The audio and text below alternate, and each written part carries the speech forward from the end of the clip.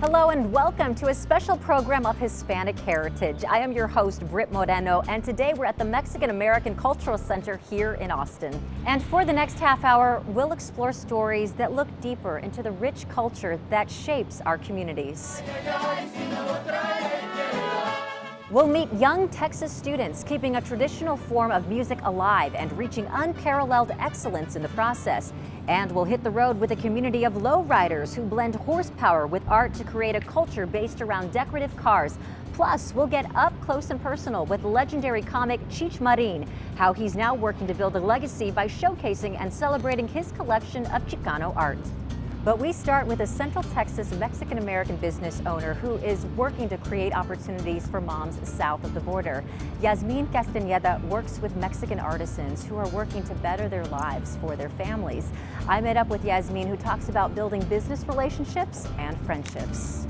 Scroll Origin Mexico's Instagram and you'll see vibrant handmade items and hope in the eyes of the women making them. A lot of the women that I work with, they don't benefit from a lot of the educational or financial resources that sometimes we do. As a Mexican American, Yasmin Castañeda feels connected to these artisans. Our hat that is hand painted by an artisan in Oaxaca. Her name is Alicia. She has 2 small children. During the pandemic, she discovered a need. The tourism had really declined in Mexico during the pandemic, and they weren't really selling anything, and this is their livelihood. Castañeda left her corporate job and now runs Origin Mexico out of her home in Dripping Springs. She works directly with the women making these shoes, clothes, and jewelry, helping them find customers far from home. Developed a lot of friendships with them, and I see that they not only have thrived, but they're really succeeding, and they are now fully independent. We work directly with the artisans. Behind every item, there's a story. She travels to Mexico to meet with her artisan partners and communicates by phone in between visits. Lo agradezco mucho. ¿Cómo está la relación entre usted y Yasmin? Hace un poquito más de 2 años. Joyce is a working mom. She embroiders these intricate dresses and has perfected a skill her own mother taught her. She's grateful to U.S. buyers. This took about 30 hours to hand produce because it is handmade. As a first-generation Mexican-American, how does it feel to be linked up to these women in Mexico and offering them this kind of support? I'm very proud of having that opportunity because it reminds me of my family. My grandparents come from very humble beginnings in Durango, Mexico. I feel that working with them directly in Mexico, I'm allowing them to create better opportunities as well. It's also an opportunity for her own 3 daughters to connect with their Mexican heritage. Castañeda says that fills her with joy. For me, in addition to reconnecting with my culture and showcasing that to the world, it's also important for me to leave a lasting impression in the lives of my daughters so they could be proud of their heritage. And proud of their mommy too, right? Yes, that too.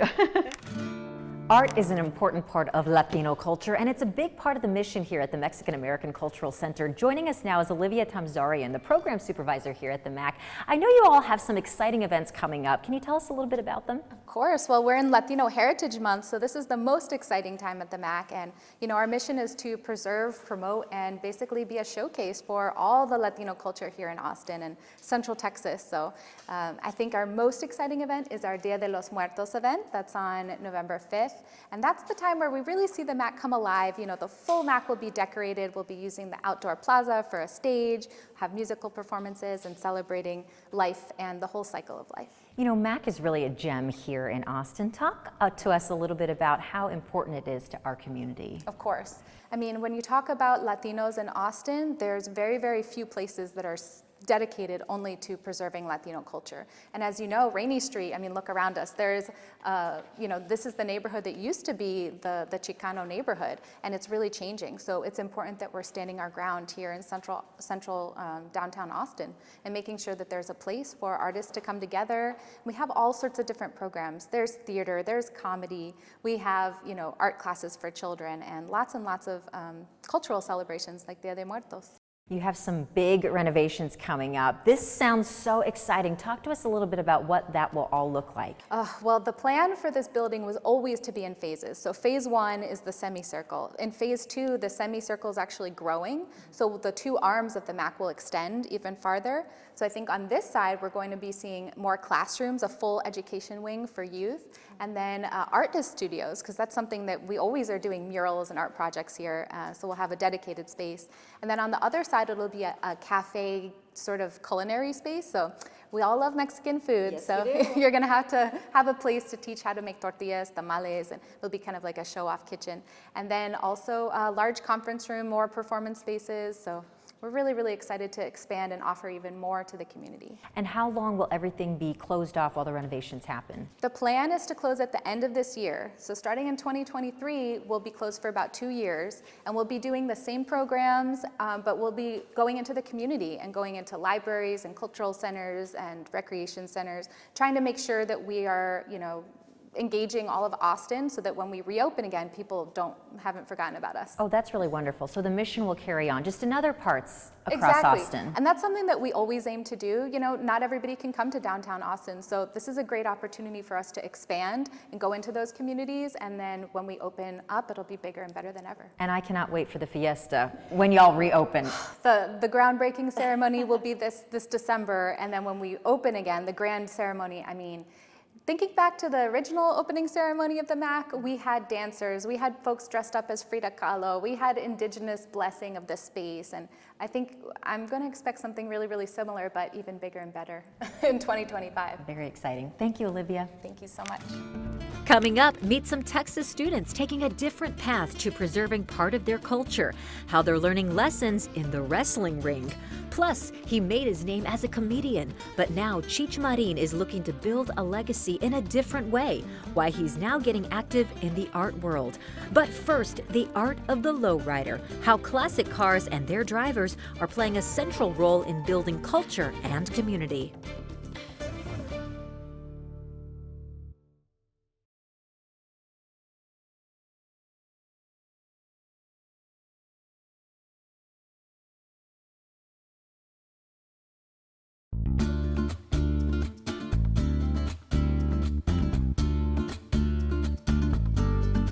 Welcome back. We've been showing you the work of musicians and artisans, and now it's time to explore a different type of art. Lowrider culture blends art with horsepower in the form of decorative cars. As Kathleen Bage shows us, this car culture focuses on creativity and enjoying the ride. We like to cruise them low and slow with the music, going on inside the car. It's just, it just takes you into another world. A world Marcos Arellano, or Rabbit, has lived in for more than 40 years as a lowrider in San Diego. It's not a hobby for us. Rabbit says it's a passion. His wife Jovita, co-founder of the United Lowrider Coalition, goes a step further. The lowriding culture is in our hearts.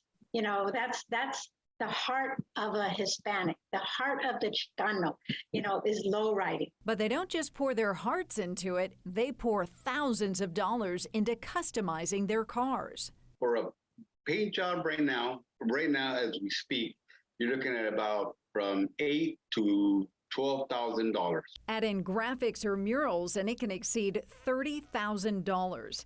Other signature features like new rims and tires run $2,000 to $8,000, and that's just the outside. Rabbit says the interior, from the upholstery to the all-important stereo system, can add another $4,000 to $14,000. How did this love affair between the Hispanic culture and cars even begin? Nobody can really say when it started. We can narrow down to the 60s. For Rabbit and many like him, it began in childhood. As we were growing up, our parents didn't have the money to afford to take the vehicles to the mechanics. So they had to learn from their uncles, from their brothers, from their own dads, how to work on cars. A skill set that gets passed down through the generations. It's also become a way for families to mark milestones. this Friday, we're going to do a quinceañera caravan. And then on Saturday, we were asked by another family if we can take the wedding, the bride and the groom, pick them up at their house. You'll also find lowriders at funerals, picnics, parades, and car shows. They are part of the fabric of the Latino community, which is why Jovita says they're fighting to lift the 30-year ban on cruise nights in National City. It's important to us to bring back the cruising so that we can bring back the culture, make more memories. This is more of a passion. This is more of a lifestyle for us. We talk it, we live it, we dress it, and it's just a big, big passion for us, this lowrider stuff. And to spot an authentic one, Rabbit says there are things to look for, like a clean paint job in chrome with no dents, and no tinted windows to show off the interior, nice rims and smaller tires with a white wall on it. And of course, you have to have hydraulics on it. And it has to be low to the ground. My car, I can bring it all the way and the frame will hit the floor, all the way to the floor. You can't even stick a dollar bill on there because it's so low. But the music is always turned up high.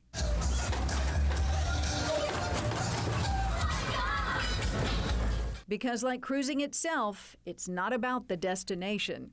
It's about enjoying the ride. He's famous for his roles on screen as a comedian, but now Cheech Marin wants to be remembered for something else, how he's starting a museum to preserve part of his culture, plus finding fame through physical pain. We'll meet some young Texas students highlighting their heritage by learning the lessons of the luchadores.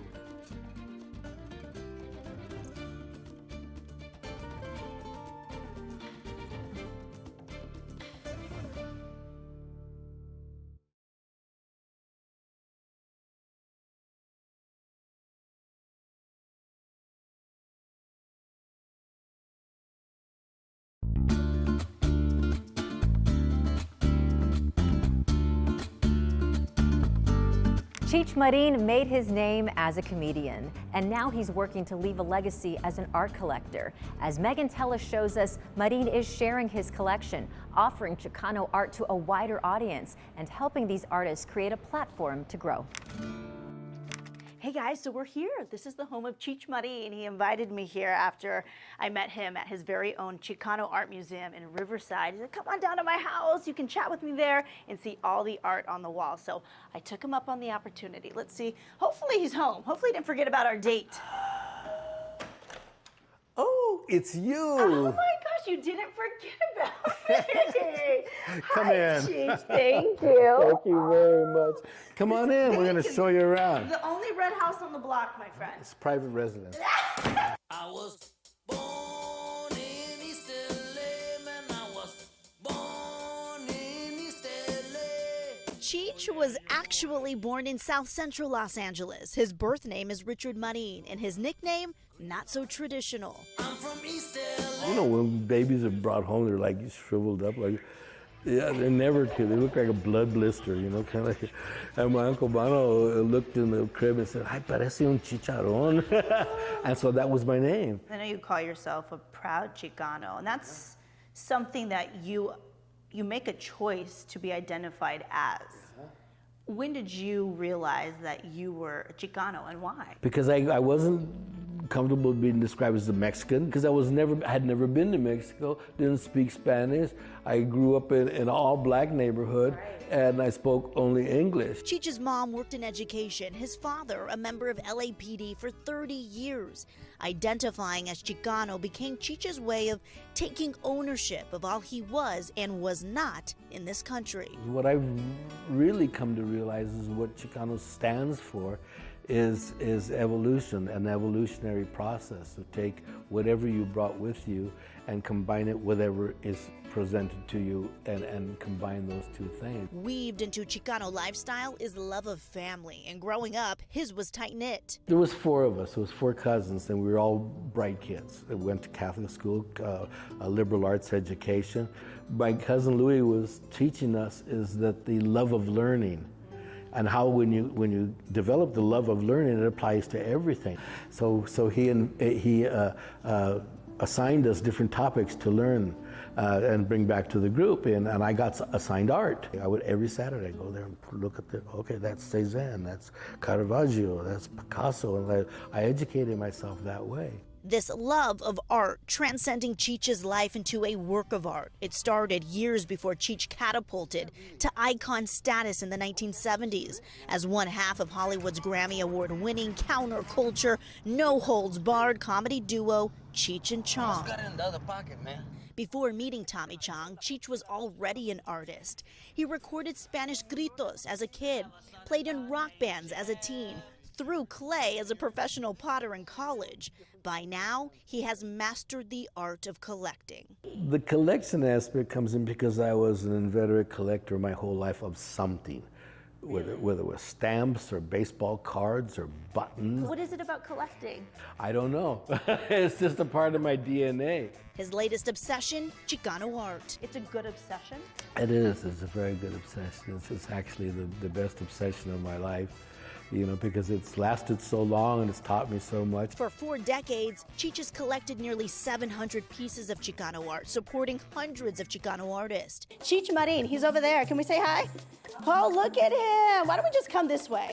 This is your museum. This is your center, okay? It's named after me, but it's for the people. It's for the people. Now he is sharing his private collection with the world at the Cheech in Southern California. The city of Riverside came to me with this offer because they had this building they had to repurpose. It offered me the building to house the collection. When did you fall in love with Chicano art? When I first saw it, there were all kinds of influences in their art. European, Dutch masters, all kinds of different kinds of art that they were exposed to in college. There was definitely a Chicano element to that. You could taste the Chile in it. The journey here hasn't been easy. And there was pushback from the Chicano academic community from my involvement because who is this stoner comedian to tell us what's up about Chicano art? Now, they didn't know what my motivation was. You have to be Chicano stubborn, Chicano persistent, you know, and if my theory is that if you are doing the right thing,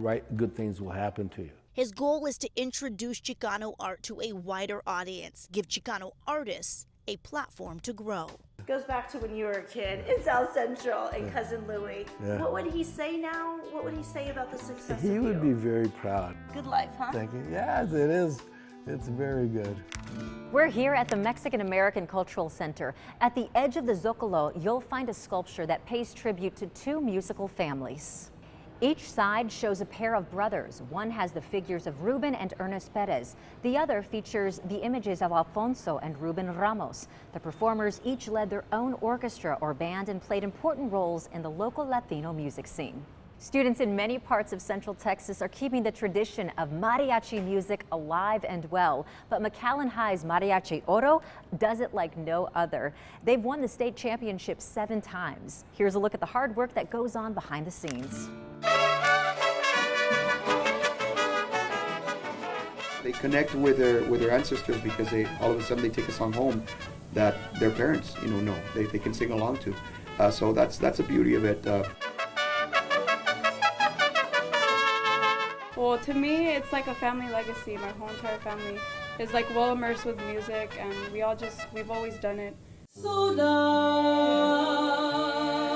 My dad was in Mariachi Oro too, so I had to follow in his footsteps. It's really exciting.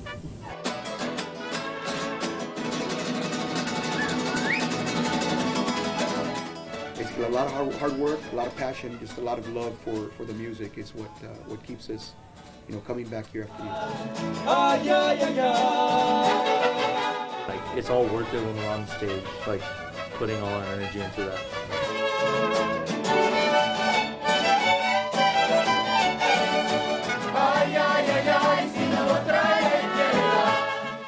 It just gives me a feeling, like a happy feeling. I can't explain it. You can't put it into words. You just feel it.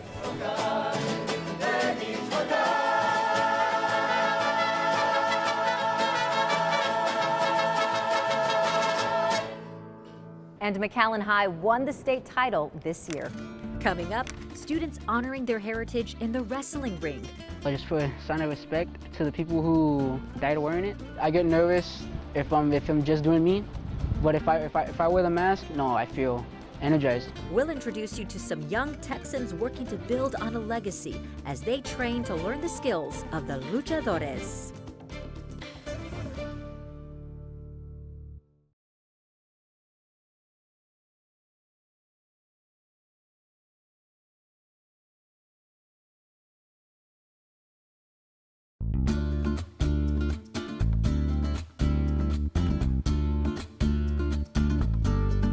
Wrestlers like Hulk Hogan and The Rock are household names here in the United States. But further south and in many Latin homes, it's the masked luchadores that are the real stars.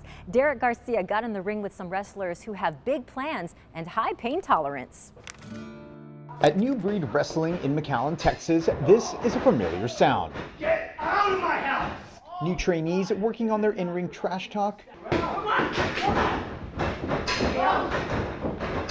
and perfecting their moves.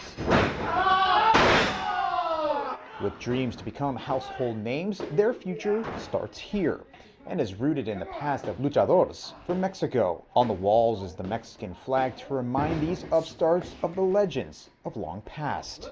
1 year into training, Calavera de Diamante wears the mask to honor his Mexican heritage and explains why the mask matters. Just for a sign of respect to the people who died wearing it. I get nervous if I'm just doing me, but if I wear the mask, no, I feel energized. But some trainees like Nick Andrews and Christian Ramirez want their face front and center. Because I feel like I was meant to show my face. I look good in the light. I want to show people like I'm here. I'm not hidden. You don't have to be afraid of me. Mexico is very family oriented, and even though I may not relate to it as much, I still have that Hispanic blood somehow inside me. Those are the trainees.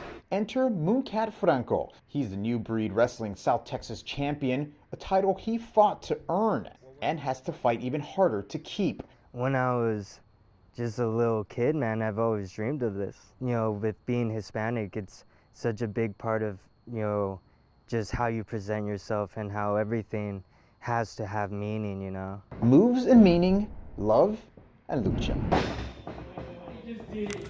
Wow, that was impressive. Not many guys can do that. You can see more stories like this one and others honoring Hispanic heritage at our website, KXAN.com. Look for the Hispanic Heritage Month link under the News tab on our front page. Thank you for joining us for a special look honoring Hispanic heritage. I'm Britt Moreno. Have a great night.